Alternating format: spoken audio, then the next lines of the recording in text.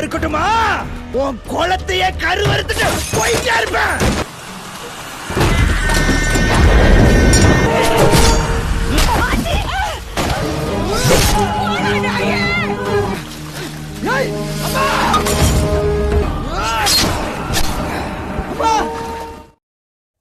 Halo sahabat, Assalamualaikum. Apa kabar? Semoga sehat selalu dan senantiasa berbahagia. Terima kasih sudah subscribe dan selalu setia menyimak video-video SLMT-TV. Semoga Tuhan Yang Maha Kuasa selalu memberikan rezeki yang melimpah ruah dan juga berkah untuk sahabat semua. Kali ini SLMT-TV menghadirkan alur cerita dari sebuah film yang berjudul Ya Nai. Film ini menceritakan tentang perjuangan seorang anak tiri dari keluarga berada untuk mempertahankan kesatuan keluarga mereka. Baiklah sahabat, tanpa perlu berlama lagi langsung saja kita simak. Ini dia alur cerita filmnya.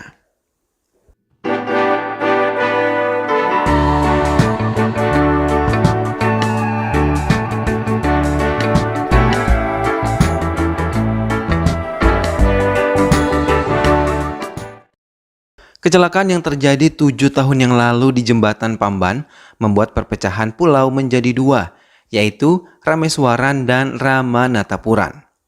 Rameswaran dikuasai oleh Samudraman dan Ramanathapuran dikuasai oleh PRV. Samudraman menguasai beberapa pantai dan PRV bekerja sama dengan rekannya untuk membuat tambak udang hingga usahanya pun berhasil. PRV juga memiliki beberapa perusahaan baik di bidang transportasi dan beberapa usaha hiburan lainnya. Perusahaan udang PRV dipimpin oleh Ramachandran dengan sangat baik, bahkan ia bisa dengan tegas menegur beberapa karyawan yang berbuat kesalahan karena semua udang-udang yang ada di perusahaan itu dikirim ke luar negeri.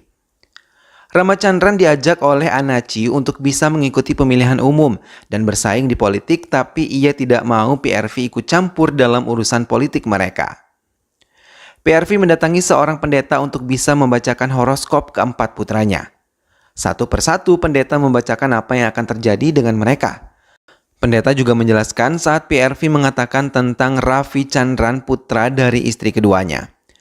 Pendeta mengatakan putranya Ravichandran tidak akan mendapatkan sedikit pun harta dari PRV. Tapi walaupun begitu, ia adalah orang yang paling peduli dan melindungi keluarganya, tidak seperti ketiga putranya yang berasal dari istri pertamanya yang telah meninggal dunia. 7 tahun sudah kecelakaan yang terjadi di jembatan Pamban yang menyebabkan putra dari Samudraman Pandi. Semua warga berkumpul memperingati kematian Pandi, termasuk Ravichandran yang menyempatkan diri untuk mengikuti upacara tersebut walaupun semua anak buah Samudraman bersiap untuk menyerangnya. Tapi Samudraman mencoba mencegah mereka untuk menyerang karena Ravichandran tidak berbuat buruk. Tak lama Linggan yang hidup di penjara juga datang dengan kawalan ketat dari kepolisian. Linggan yang melihat kehadiran Ravichandran mendekatinya dan mengancam sekeluarnya ia dari penjara ia akan menuntut balas atas kematian saudara kembarnya Pandi. Ravichandran melanjutkan perjalanannya, tapi di tengah perjalanan ia dihadang oleh orang-orang jahat. Mau tidak mau Ravichandran menghadapi mereka. Ravichandran mencoba menjelaskan kalau permusuhan antara PRV dan Rameswaram adalah salah paham dan bukan merupakan urusan mereka.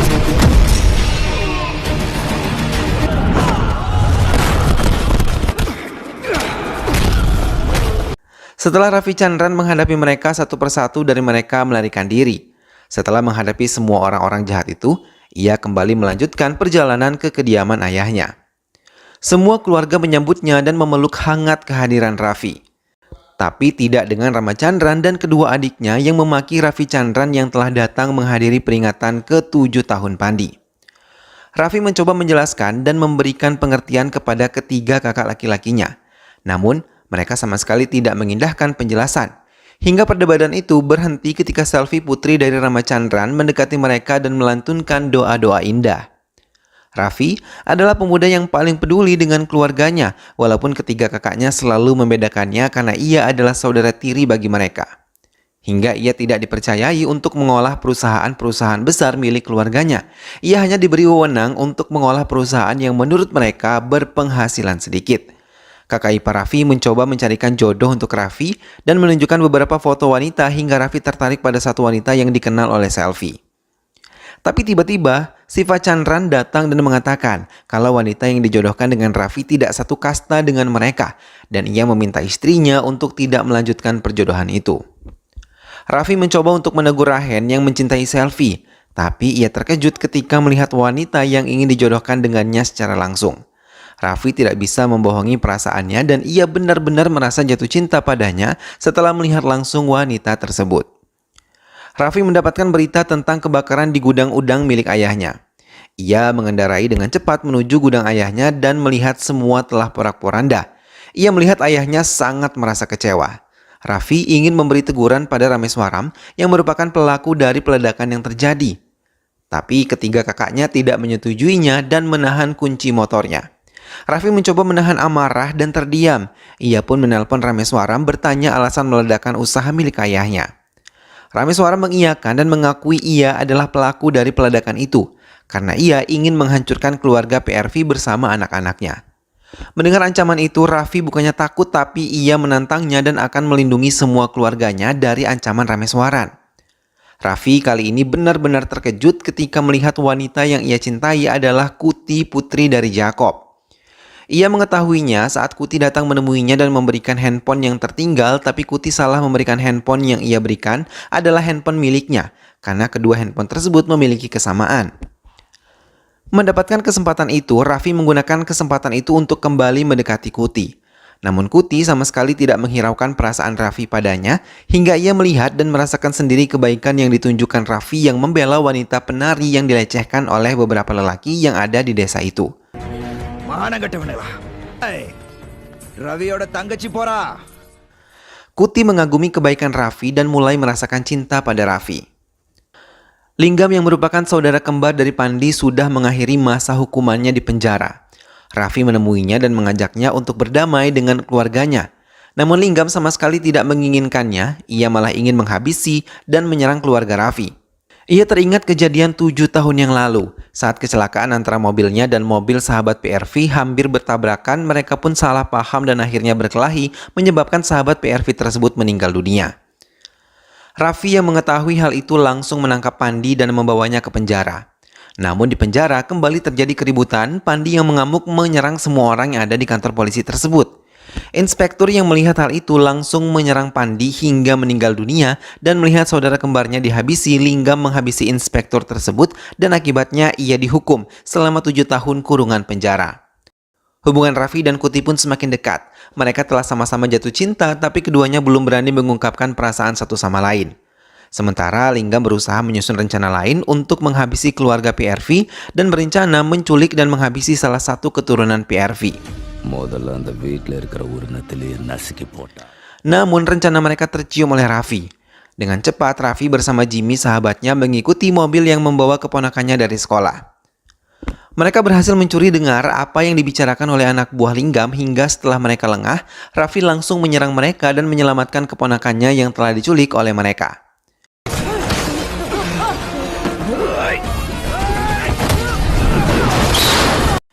Linggam yang tahu anak buahnya gagal melakukan rencananya merasa sangat kesal dan berusaha menyusun rencana lain untuk menghabisi dan menghancurkan keluarga PRV. Kali ini Linggam yang mengetahui Raffi akan pergi ke area pantai bersama Kuti mencoba untuk mencelakainya. Namun di tengah perjalanan Raffi melihat Selvi keponakannya tengah bersama Rahim dan meminta Selvi untuk kembali bersamanya membatalkan kepergiannya bersama Kuti. Raffi mencoba menasihati Selvi yang mencintai Rahim yang berbeda agama dengannya. Tapi Selvi yang sudah mencintai Rahim tetap akan mencintainya. Lagi-lagi Linggam merencanakan penculikan untuk anggota keluarga PRV. Kali ini sasarannya menunjuk pada Selvi dan ia bekerja sama dengan kedua wanita petugas kebersihan yang ada di kampus Selvi. Saat Selvi mengikuti pelajarannya di kampus, ia undur diri untuk ke kamar kecil, tapi di tengah koridor ia dikejar oleh 2 orang suruhan Linggam yang telah menantinya. Mereka pun mengejar tapi gagal karena Selvi berhasil melompati tembok sedangkan mereka tidak. Namun pihak kampus menelpon Ramachandran dan mengatakan kalau putrinya menghilang sejak jam ketiga setelah izin ke kamar kecil. Ramachandran langsung menghubungi Raffi. Setelah mendengar hal itu, Raffi segera menemui dosen-dosen pengajar Selvi. Semua anak buah Raffi menyebar hingga ia mendapatkan laporan kalau salah satu bajai telah bolak-balik ke halaman kampus dengan gerak-gerik mencurigakan selama 3 hari ini. Sementara Ramachandran baru mengetahui kalau putrinya menjalin hubungan dengan Rahim, dan ia juga mendapatkan informasi kalau Raffi juga mengetahui hubungan ini. Ia curiga kalau Raffi membantu putrinya kawin lari dengan Rahim. Setelah kedatangannya, Ramachandran langsung mengungkapkan kekesalannya pada Raffi dan menuduhnya sebagai pengkhianat yang telah melarikan selfie dengan pria yang tidak satu kasta dan satu agama dengan mereka. Raffi terdiam dan ia tidak mengakui semuanya karena ia hanya mengetahui kalau Selvi mencintai Rahim dan tidak ada niatan membantunya untuk kawin lari. Tapi tuduhan-tuduhan terus dilancarkan oleh Ramachandran hingga membuat Mutaram ibu Raffi menjadi kesal dan mencoba menenangkan mereka. Namun kemarahan Ramachandran semakin menjadi dan ia mengusir Raffi dari kediaman ayahnya dan tidak mengizinkan adik tirinya kembali bersama-sama. Ibu Raffi memilih untuk angkat kaki juga dari kediaman suaminya dan lebih memilih untuk ikut bersama putranya.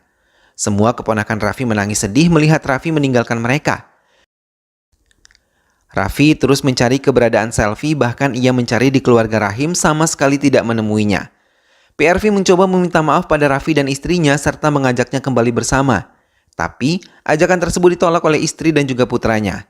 Dengan raut wajah sedihnya, PRV meninggalkan kediaman putranya. Namun sesampai di kediamannya, Ramachandran malah menekannya untuk mencoret nama Raffi Chandran dari pembagian harta PRV. Mendengar hal itu, PRV terdiam dan tidak menyetujui keinginan putra pertamanya. Ramachandran pun marah dan tidak mengizinkan ayahnya masuk ke kediamannya. PRV sangat sedih tidak bisa berbuat banyak atas keserakahan putranya tersebut. Ia merasakan sakit di kepalanya hingga ia pingsan dan nyawanya tidak bisa diselamatkan. Kematian PRV telah didengar oleh Raffi dan ibunya, namun Raffi sama sekali tidak diizinkan melihat jenazah ayahnya untuk terakhir kalinya. Raffi sangat bersedih hingga ia hanya bisa menangis di luar pagar saat melihat ibunya mendekati jenazah ayahnya. Raffi merasa kecewa pada Ramachandran yang mengizinkan Linggam melihat jenazah ayahnya sedang dirinya sama sekali tidak diizinkan. Raffi meninggalkan tempat tersebut dan memfokuskan diri untuk mencari keberadaan Selvi dan membuktikan dirinya tidak bersalah di hadapan ketiga kakaknya. Namun tanpa diketahui Raffi, Ramachandran dan kedua adiknya memang ingin menyingkirkan Raffi dan Selvi agar mereka tidak mendapatkan sedikit pun harta peninggalan PRV. Maka mereka merasa khawatir ketika Raffi mulai berfokus mencari keberadaan Selvi. Mereka membahas rencana mereka untuk menghabisi Raffi dan Selvi juga ibunya dengan Anachi. Tapi tanpa sepengetahuan mereka, Raffi telah mengetahui itu semua dan langsung meluapkan kemarahannya pada Anachi dan mengancam mereka kalau ia akan mempertaruhkan apapun untuk bisa menemukan Selvi dan menyatukan keluarga mereka kembali. Hey, apa mau warame? Perselisihan dari keempat saudara tersebut terdengar oleh pihak yang ingin memberikan modal tambahan pada Ramachandran. Tapi ia meminta agar keempat saudara tersebut bisa menandatangani semua berkas-berkas yang diperlukan. Ramachandran memanggil pengacaranya untuk bisa mengetahui pembagian harta yang benar dari ayahnya. Pengacara tersebut mengatakan kalau Raffi mendapatkan 1/4 bagian dari harta ayahnya, begitupun Selvi. Ramachandran yang mendengar hal itu tidak ingin harta bagiannya dibagi lagi pada siapapun.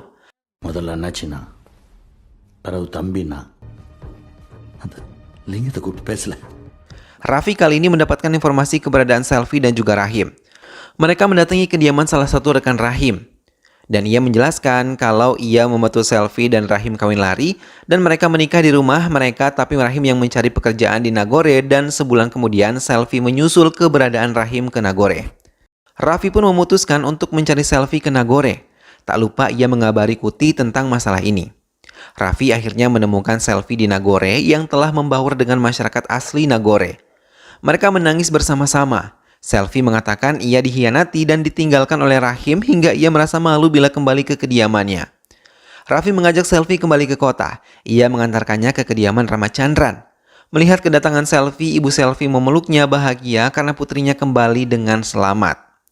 Tapi tidak dengan Ramachandran yang baru saja tiba langsung memukuli Selvi dan mengatakan hal buruk tentang dirinya. Melihat Selvi mendapatkan perlakuan buruk, Raffi langsung menolongnya dan membawanya ke kediamannya bersama ibunya. Mutaram yang melihat kedatangan cucunya, Selvi langsung memeluk erat dan memaafkan semua kesalahan yang pernah dilakukan oleh Selvi. Tiba-tiba salah satu teman Rahim mengatakan pada Raffi kalau ia mendapatkan kabar dari Rahim tengah berada di sebuah kapal dan berada di tengah lautan. Ia diculik saat di Nagore. Mendapatkan kabar tersebut, Raffi langsung bergerak dengan cepat bersama pihak kepolisian hingga menemukan sebuah kapal di tengah laut. Mereka memeriksa semuanya hingga Raffi menemukan tali yang menghubungkan dengan Rahim yang ditenggelamkan di dalam laut. Rahim akhirnya selamat dan Raffi mempertemukannya dengan keluarganya. Ramachandran yang merupakan otak dari penculikan Rahim marah kepada Linggam yang gagal menjalankan rencananya. Ia memanggil Linggam untuk menemuinya dan memintanya menjalankan lagi rencananya itu. Ia mau Linggam menghabisi Raffi bersama ibunya serta putrinya sendiri agar ia bisa menguasai semua harta peninggalan ayahnya. Namun Linggam yang menyadari sikap jahat dan licik Ramachandran mencoba rencana lain. Ia ingin menghabisi semua keluarga PRV dan menguasai hartanya. Linggam menjebak Raffi untuk keluar dari rumahnya dan mengatakan Ramachandran dalam bahaya. Tapi setelah ia keluar dari rumahnya, ia malah mendapatkan kabar kalau Ramachandran baik-baik saja. Ia tidak menyadari kalau ibu dan Selvi tengah dalam bahaya. Mereka sedang diserang oleh orang-orang Linggam bahkan berniat untuk menghabisinya. Linggam yang berhasil masuk ke rumah melalui pintu belakang langsung mengincar Selvi untuk dihabisi. Raffi yang baru saja tiba di rumahnya langsung berusaha untuk melawan semua orang-orang Linggam. Selvi dimintai untuk melarikan diri, tapi ibunya malah berusaha ditenggelamkan oleh Linggam dan Selvi pergi menyelamatkan diri.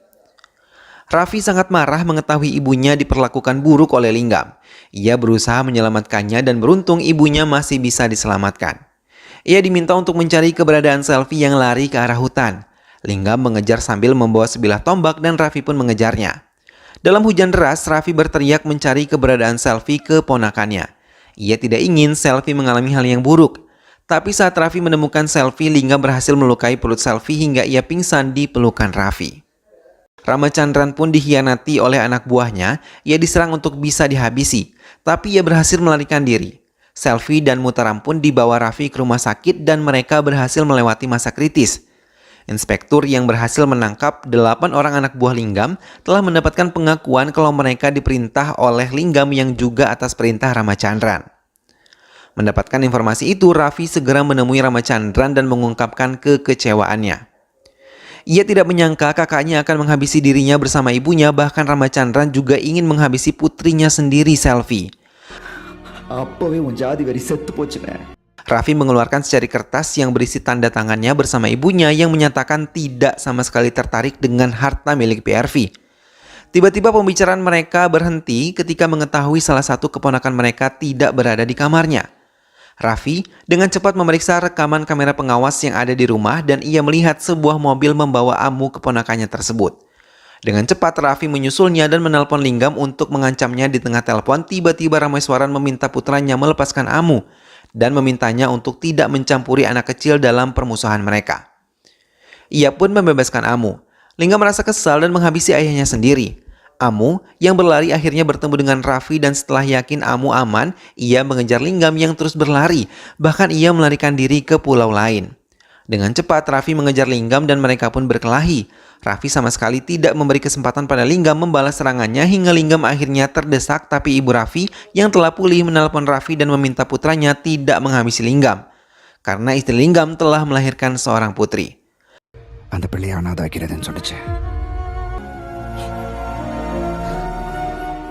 Ramachandran pun sadar akan kesalahannya dan meminta maaf pada semua keluarganya.